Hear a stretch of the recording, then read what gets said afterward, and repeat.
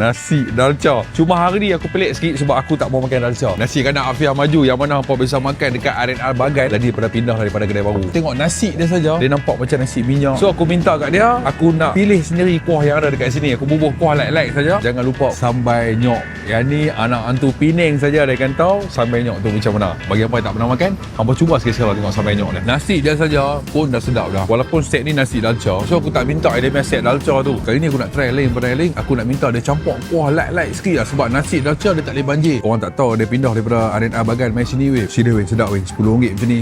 Berbaloi lah. Sambal nyok jangan lupa. Kita dah try dia main nasi dalca, kita nak cuba dia main nasi kandang pula. So aku ambil nasi setengah je. Tadi aku dah makan nasi. Lepas tu aku request dia main ayam goreng rempah. Wah, kena banjir macam biasalah. Aku add on pula sotong, bendi, sambal nyok, gulai belah Bagai ni macam mana. Gulai yang tak berapa strong sangat bagi hampa yang baru nak makan nasi kandang. Gulai dia dengan ayam rempah dah masuk lah. Paling aku suka dia ada rasa spicy pedas. Telur sotong dia kayak favorite lah, telur sotong. Baru ngam sama level lah dengan nasi kandang kita belah pulau tu.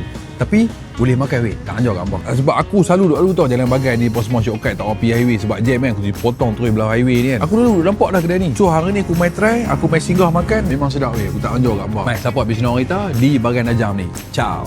Ingat nasi kandang Afiah Maju, bukan Afiah anak ibu ah. Jangan marah tu Sri. Buah lepas kenyang belahak apa semua kan. Apa kena yang kopi O dia semua ni. Kopi O dia.